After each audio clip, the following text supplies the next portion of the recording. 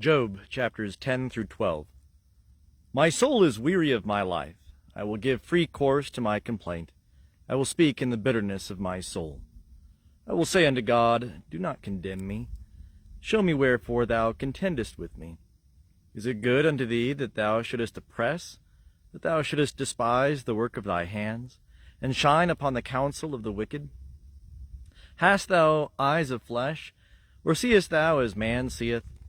Are thy days as the days of man, or thy years as man's days, that thou inquirest after mine iniquity, and searchest after my sin? Although thou knowest that I am not wicked, and there is none that can deliver out of thy hand. Thy hands have framed me, and fashioned me, together round about, yet thou dost destroy me. Remember, I beseech thee, that thou hast fashioned me as clay, and wilt thou bring me into dust again? Hast thou not poured me out as milk, and curdled me like cheese? Thou hast clothed me with skin and flesh, and knit me together with bones and sinews. Thou hast granted me life and loving kindness, and thy visitation hath preserved my spirit. Yet these things thou didst hide in thy heart. I know that this is with thee. If I sin, then thou markest me, and thou wilt not acquit me from mine iniquity. If I be wicked, woe unto me.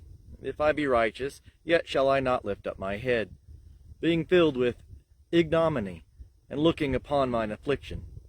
And if my head exalt itself, thou huntest me as a lion, and again thou showest thyself marvelous upon me. Thou renewest thy witnesses against me, and increasest thine indignation upon me. Changes and warfare are with me. Wherefore then hast thou brought me forth out of the womb? I had given up the ghost, and no eye had seen me. I should have been as though I had not been. I should have been carried from the womb to the grave. Are not my days few? Cease then, and let me alone, that I may take comfort a little, before I go whence I shall not return, even to the land of darkness and of the shadow of death. The land dark as midnight, the land of the shadow of death, without any order, and where the light is as midnight. Then answered Zophar the Naamathite, and said, Should not the multitude of words be answered? And should a man full of talk be justified? Should thy boastings make men hold their peace? And when thou mockest, shall no man make thee ashamed? For thou sayest, My doctrine is pure, and I am clean in thine eyes. But oh, that God would speak, and open his lips against thee, and that he would show thee the secrets of wisdom. For he is manifold in understanding. Know therefore that God exacteth of thee less than thine iniquity deserveth. Canst thou by searching find out God? Canst thou find out the Almighty unto perfection? It is high as heaven. What canst thou do? Deeper than Sheol. What canst thou know? The measure thereof is longer than the earth, and broader than the sea. If he pass through, and shut up, and call unto judgment, then who can hinder him? For he knoweth false men. He seeth iniquity also, even though he consider it not.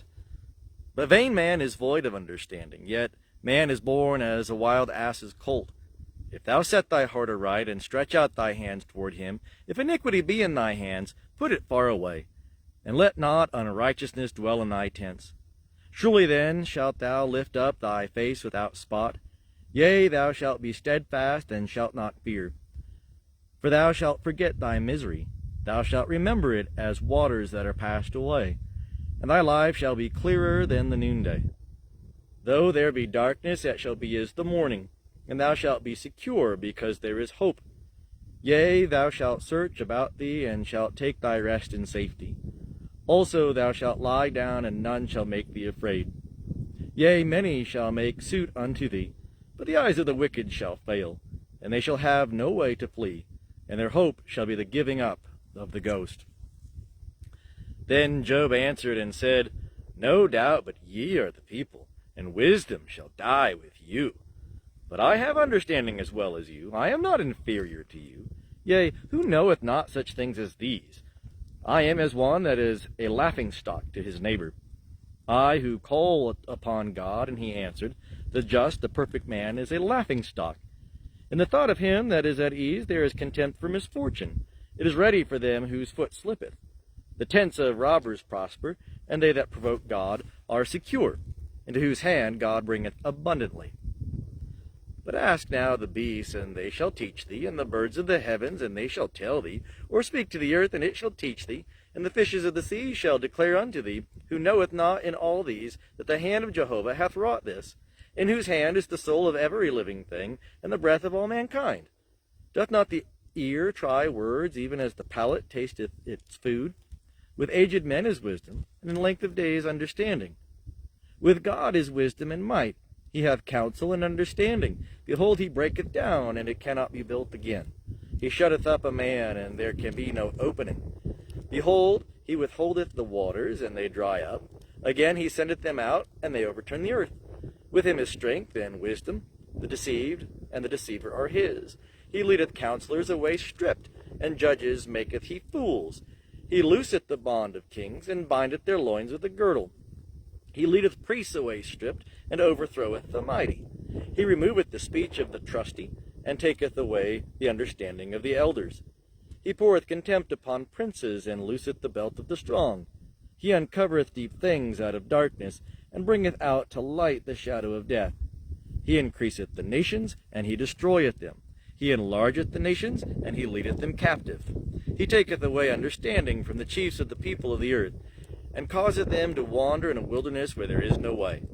They grope in the dark without light, and he maketh them to stagger like a drunken man.